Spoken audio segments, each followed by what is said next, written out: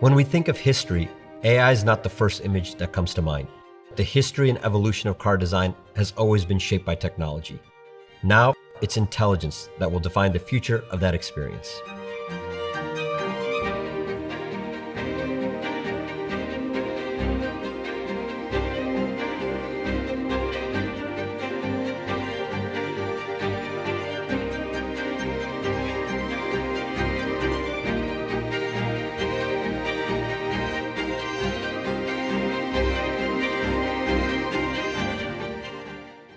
Okay, Ned, we're here at the Heritage Hub, and I feel a little bit more Italian just sitting among these cars. What is this place? This is a time capsule of everything that we have built over the last 100 years and more. I mean, this is where we store our vehicles from Italian brands, from Fiat and Alfa Romeo and Maserati and Lancia. I mean, what you see here is the history of amazing development of our Italian brands. This is the place where we come to inspire ourselves and just sometimes tap ourselves on the shoulder and say, wow, we did some amazing things. Yeah.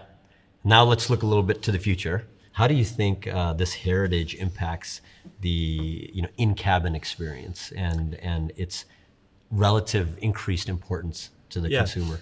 It's a great question. I think what you see here, what you observe here, most of observation is the simplicity and utility. And I think the design being the utility of function is something that you can see, historically what we have done here in these brands. And I think, for some period of time in the automotive industry, we disconnected from it. Yeah. I think we inside a vehicle, we just added so many things that customers actually, the drivers don't care about nor enjoy it. And I think going back to that sort of, very simple yet intuitive design inside a cabin is where we after. Going back to basics, if you will, with a new twist. Yeah, I think it's interesting if you look at interior designs where digitalization, they actually get very, very good. So 60s, 70s, 80s are peaking. And then they really start getting bad. And I think a lot of the reasons they start getting bad is from the requirements of, hey, we're going to build this car in 2 or 3 years. Right. You basically freeze. And then by the time the digital experience comes out 3, 4, 5 years later, on day one, it's already dated. And so part of this collaboration is how can we create an environment, a platform where design can continuously be updated and the interface can continuously be tweaked all the way as you get into production. And that's taking a little bit of an inspiration from consumer electronics because there's an ongoing refresh experience here. How do you balance, though, that flexibility all the way to the fact that you have 14 brands and they all have very distinct experiences?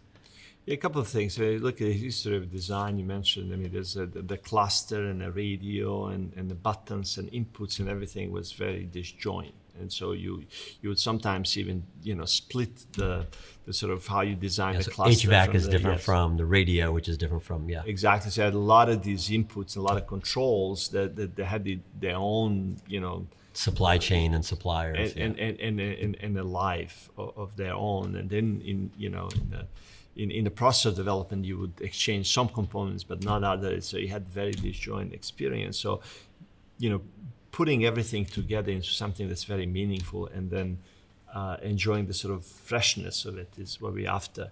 And that's what we're working with you to essentially create exactly that, make, simple yet always fresh, always intuitive. Yeah, so basically experience. Separate a little bit of the pixels from all the underlying infrastructure so you get the flexibility across brands and across vehicles, but you're not rebuilding everything from every single car for every single platform. I think, having a 14 brands has, lots of challenges and every, cabin, every experience is a little bit different. When you go to, one brand sort of OEM solution, it's easier to just have that, but, it's our heritage.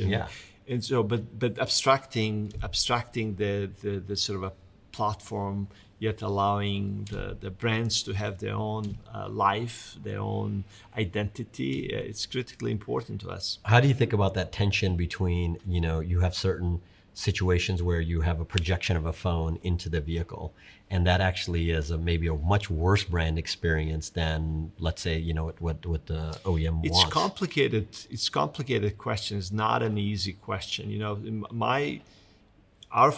My focus is give the customers the best kind of experience that they want to have in a car. So if that to be a phone experience, let it be so. Yeah. If our experience is not good enough or better than the phone experience, Then let them well, they should have that experience. So the goal here really is what we build to be as good and better than the phone experience, projected phone experience. And I think it's a tall order to create that, because the sort of continuity of the phone in a cabin is just a natural native sort of thing, and people are now trained on that. Nevertheless, we spend a lot of money and a lot of time on the big screens and the software and things like that, where we have to figure out what does it mean to us, and how do we generate the value for the customer so they can stay on that screen without saying, well, you cannot use your phone inside the vehicle, which I think it's a wrong thing to do. Yeah, anytime you push a viewpoint on a consumer, they're going to react in a negative way. So you have to be led by the consumer. But there is a lot of, you have OEMs who don't allow any of that, and as long as that interior experience is good, then I think you don't have that push-pull from consumers. And so I think the focus really ends up being, how do you make that interior experience to be really intuitive? And speaking of intuitive, as you look forward into the next 5, 10, 15 years of interior experiences, where do you think AI ends up being in those cabins, and what do you think is the big impact there? I think from an AI perspective, I think the more, there's this obviously collaborative agent that's going to exist, voice first, modality, followed by the touch and twist and turn and those sort of things will be there. It's already here, and it's going to get immensely improved. But I think there is a ambient element of computing AI that's going to make a big difference. I think so it's a promptless experience. It's a promptless, intuitive, contextual experience that I think is going to make a big difference with the AI. Now, to do that, you need a lot of context, you need a lot of data, you need a sort of that intuition that then the cabin needs to develop, that's particular to you and to me, and to, it needs to recognize that, we're driving alone, or there's a friend or a family. And so when you think about what all needs to happen inside a cabin for that sort of agent or ambient magic compute experience, to create a magic experience, there's a lot to be done, but it will happen. And I want to get there first. And so we're working together basically to provide a platform that allows you guys to work on the actual differentiated stuff rather than just a platform. Exactly. So working with you and collaborating with you and with your developers, with your designers as well, to build and abstract, to then allow us to generate the kind of experience we think our brands deserve and our customers deserve, is what we're really excited about. Basic question, what's a brand? It's experience. I think for us is, what kind of experience do we deliver to the set of customers, targeted customers, that and how do you strengthen a brand, and how do you weaken a brand? By capabilities. I think this is where we differentiate our brand. So for example, on the Ram, trucks, it's very capable truck. It can tow much more than any other truck in the segment.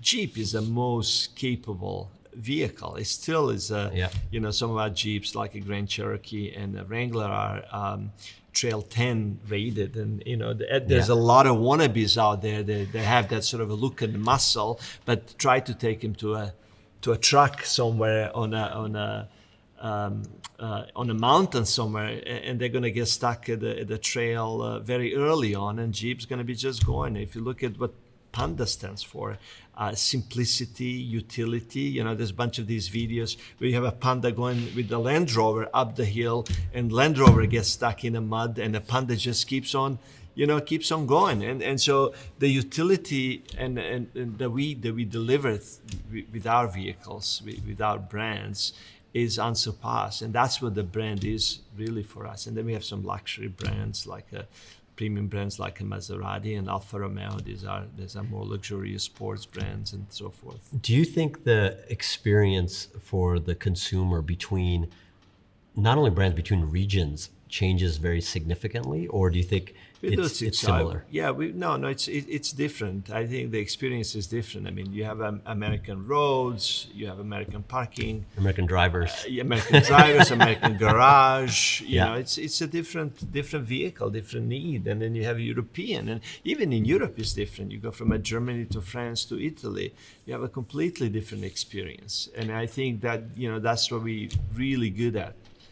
Differentiating on those experiences. Could you ever imagine that within an individual vehicle or brand that the experience slightly changes between if you're in the US versus you're in Europe? Yeah. We do that. I mean, we do that just simply because we have to in some cases. It's For regulatory reasons. different regulatory requirements. We need to do that. But there's some specific like languages, for example, the jokes that and entertainment that we want to bring into the vehicles change because some are more sensitive than the others, right? So there's a certain level of experiences that do change. Let's talk a little bit about what is the AI experience in the future inside the vehicle. Paint a picture of what you think that future AI experience looks like inside the vehicle. I think, as mentioned before, agent modality or voice modality it will be just natural, dominant and natural. So there will be no more sort of "Hey Alexa, Google, Siri" type of thing where we have a broken experience. It will just natural with the G, do this or that. It will just happen, and it will be, I would say, contextual. So it's going to carry the context, just like you see some of the systems today where I can have a conversation with my vehicle for the ride. The next couple of days, it will remember the context of what I was doing, and it will then suggest certain things that today we cannot do that. We can do prompts and things like that, but the context and the memory that the vehicle is going to have, and that context is going to carry for the rest of your day, it's going to be natural. Beyond that, I think the intuitive set of capabilities and experience that the vehicle is going to bring. So, for example, even all the way to safety areas where where you're going to have for example. You're going to drive down the road and the vehicle and say, well, you should not go down this road. You probably want to make a left over here and go down a true this co-pilot. other road. So it would be like a friend. Yeah. And customers can decide, or the drivers can decide, well, I want to have this feature. I don't want to have this feature. I don't want to have the sort of a intrusive thing. We're quite lonely in the car when we drive, for 15 minutes a day. So having somebody there to be present when you wanted to be present, to read your book or to have fun and to collaborate on certain things, it's going to be there. Productivity is going to be a big part. Today, we have this sort of idea of how do you become productive in a vehicle. And so I'm productive by making a lot of calls. Yeah. I accept calls, I make a lot of calls. I call a bunch of people while I'm driving, so I don't want to lose that time. Or I'm entertained or informed. I listen to books or what have you. I think with the agent technology, productivity is going to dramatically improve.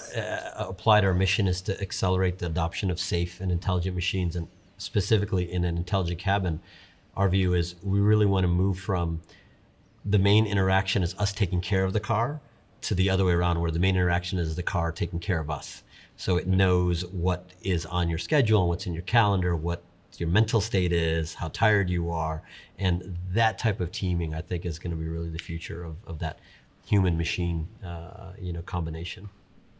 I agree. I think that interaction between a machine and a human, the car and a human, is going to be very different in the future. It's going to be more collaborative, and I can't wait to get to a state where that machine really takes care of me while I'm driving, whether I'm driving or whether eventually machine takes over, drives. But yes, from just that sort of cabin experience, I wanna see that happen really soon. It will happen. And we're going to work together to make it happen. So I think all the viewers want to know, when are we going to get this in the hands of consumers? Super. Yeah. No, you're pushing it. It's confidential. It's coming soon. We're going to tell them together. All right. Thank you.